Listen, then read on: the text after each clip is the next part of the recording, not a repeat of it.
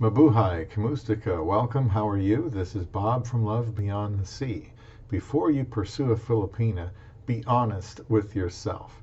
This is part 3 of a review of excerpts from a book by a divorce attorney named James J. Sexton, and I'm reading from an article I will link as well as a link to his book. The comments will be from the writer of the article, quotes from the lawyer, and my own.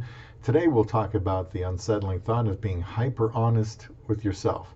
Please subscribe to Love Beyond the Sea and get notifications for upcoming videos, as I want to be as helpful as I can to Westerners to be prepared to meet a Filipina. And as a leader of the relationship, you want to be brutally honest with yourself. It isn't painless, but it does pay off. Don't hesitate to leave comments. Be hyper honest with yourself. This is from the writer of the article.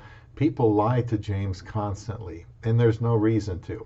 He's legally bound by confidentiality, and he's seen it all, so he's not judging. And most importantly, he needs to know the facts to help his client get the best resolution. But they lie anyway. Why? Because they're not really lying to him. They've been lying to themselves for so long, they don't even know it's not the truth. From his book, If You're in My Office, It's Already Too Late. The most dangerous lies are the ones we tell ourselves. The unexamined life may not be worth living, but it appears to be incredibly popular, at least from where I'm sitting.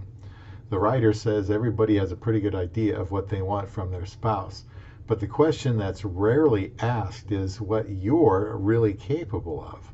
How much are you truly willing to give and do on a daily basis without being nagged to death or having a gun to your head? From If You're in My Office, It's Already Too Late. Why wait until you're getting divorced or heading in that direction to be honest with yourself about what you're capable of in your relationship with your spouse and or your children? Be honest with yourself right now about how far you really think you would be willing to go for your partner. The writer says, at what point does your response to marital adversity go from "we'll find a way, dear," to "whoa, I didn't sign up for this crap"? Know your weaknesses. You can't address them if you don't admit them to yourself. From his book, Be Honest with Yourself, deeply and painfully honest. Admit to yourself what you're good at and what you're not good at. Admit to yourself how much time you have to devote to the goals you're trying to achieve as a parent or partner, and what you're doing with that time. Be honest about the aspects of partnership and or parenting that you enjoy and the ones that you loathe or maybe could take or leave. The writer adds, and on a semi-regular basis, give yourself an honest progress report. Are you doing your part? Are you putting as much effort into the marriage as you did planning the wedding? Realistic, achievable goals in terms of improving your marriage come from brutal honesty with yourself and clear, actionable steps you can take. From his book, If You're in My Office, It's Already Too Late. Why not look closely at certain key areas in your marriage and give yourself an unflinchingly honest progress report as to what you're actually doing? While you're at it, maybe you can compare that totally candid report against an equally honest, tangible set of goals that aren't made up of conclusory statements lacking in measurable meaning. I want to be more present in my marriage. What does that mean? It's a conclusion. It's a destination, not a path to get there. How about something more tangible like, I want to stop playing with my phone when my spouse is talking to me, or I want to do more activities on the weekends with my spouse. My thoughts, be honest with yourself right now about how far you really think you would be willing to go for your partner. Now, I agree very much with what he said. Avoid promises to a Filipina that you can't keep. Don't say that you'll be with her for life if you don't really mean it.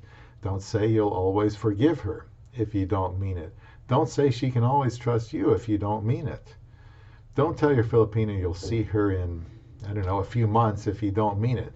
Don't tell her that her needs come first if you don't think you can follow through. You might be able to convince a Filipina to marry you with words, but the dating days are the easiest ones. After the two of you are married, then real life begins to happen. This is a very harsh process on our egos. It is a good thing to tell ourselves that we haven't been doing the things we said we would do the way we said we would do them, but not as easy to tell our Filipina we have, failed them in that way. It is humbling. If we then say we will do better or we will try better, she will be watching. You can ask your Filipina if you are keeping your word to her, see what she says. I have said some outlandish things to my wife, like I would give her my two eyes if she needed them. By saying something like that to her, I want to convey that her needs are more important to me than my own. But yes, I have thought about it. Would I do that if it were possible? My answer to myself is that if I have any integrity, then yes, I would do it, because I told her I would. I told my wife I agreed that we could retire in the Philippines. Is that going to hold up? I told her that I'm willing to give her a baby. Is that still the way I feel? That is an area that is going to come up. If you've had a vasectomy, then by all means tell her that instead of leading her on that she might have a baby with you someday. I was completely honest with my wife about how I felt about becoming a father in general or at my age. If I was expressing immaturity or fear or just being rational, I was risking disappointing her, but it was imperative to me that she know how I felt and why. I told her that I would help support her family however I could.